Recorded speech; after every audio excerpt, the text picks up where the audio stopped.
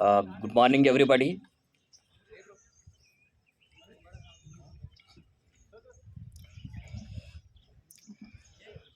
Dear scientists, officers, and staff, I wish all of you on the occasion of 75th Republic of India and 26th January as its own historical significance. We have adopted our own constitution on 26th January 1950. To commemorate that, we are celebrating 26th January every year as our Republic Day.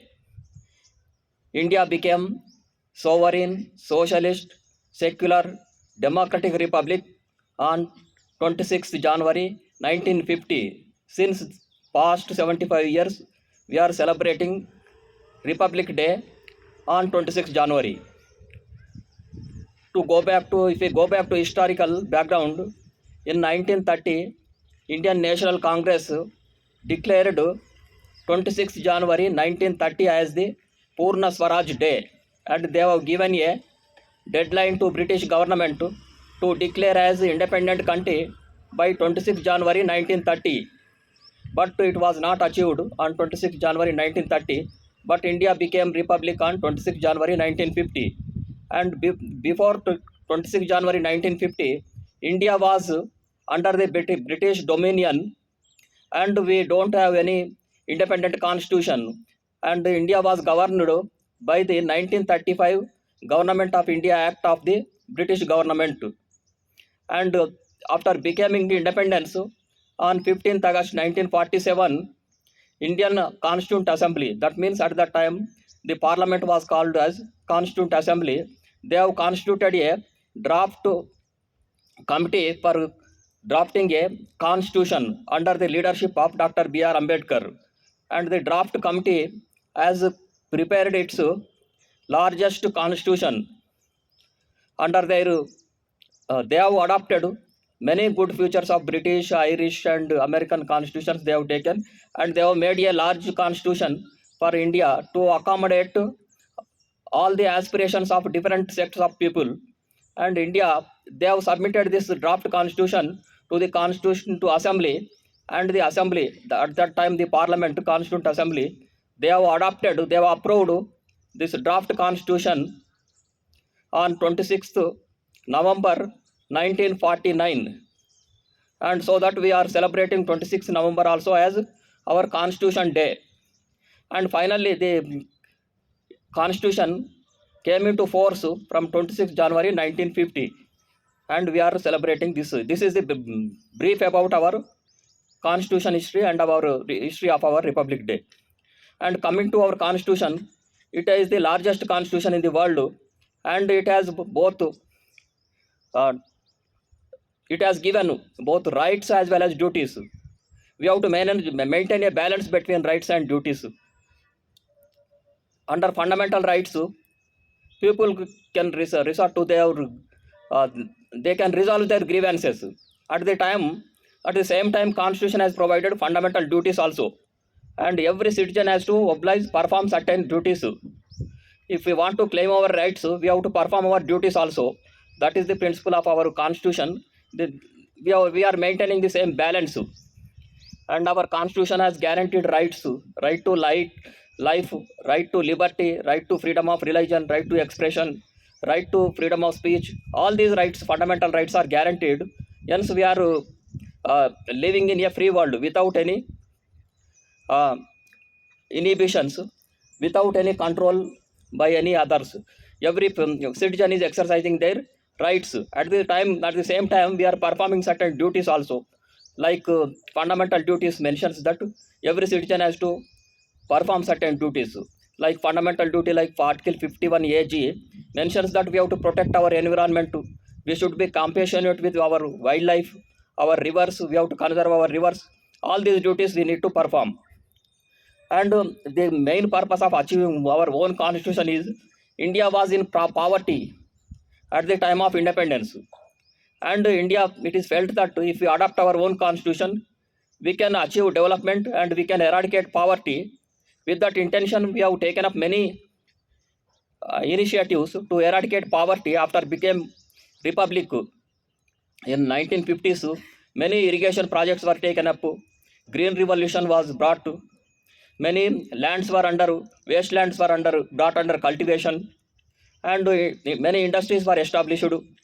Earlier, during British period, India was only a raw material supplying country. After becoming independence, and the newly formed government has established many industries.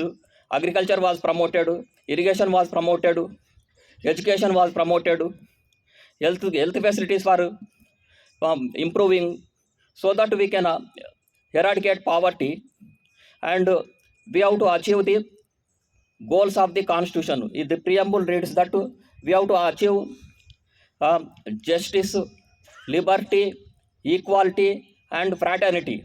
To achieve these, we have to achieve economic growth. Without achieving economic growth, we can't achieve social justice, we can't eradicate poverty.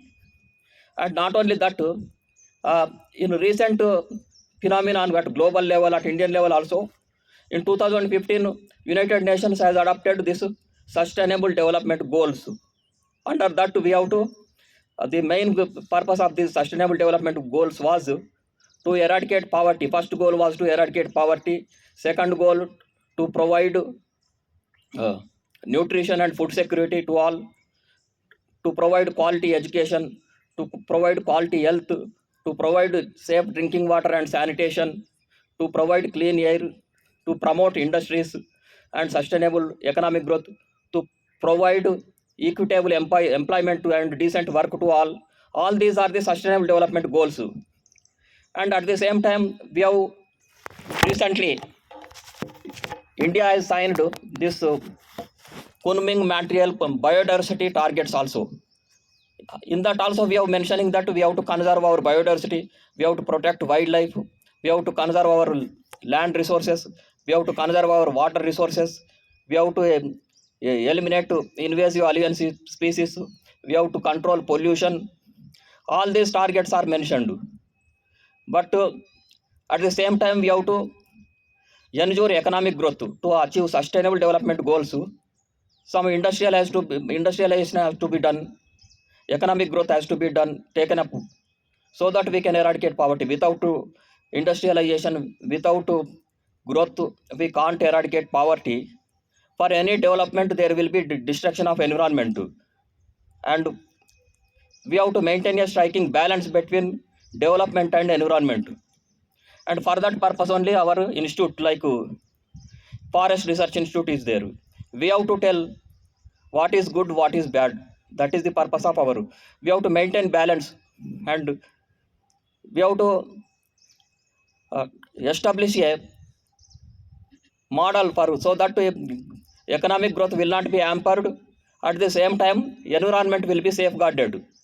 And ICFR is the nodal agency, because ours is a leading agency in all these international conventions, like climate conference, like biodiversity conference, and this combating desertification conference. All these global conventions, India is a signatory, and ICFR is the nodal agency. And ICFR is scientists there. We are preparing this climate change mitigation models. We are preparing country reports for climate change mitigation, and we are preparing. ICFR is also a major nodal agency under Ministry of Environment and Forest for biodiversity conservation and prevention of desertification.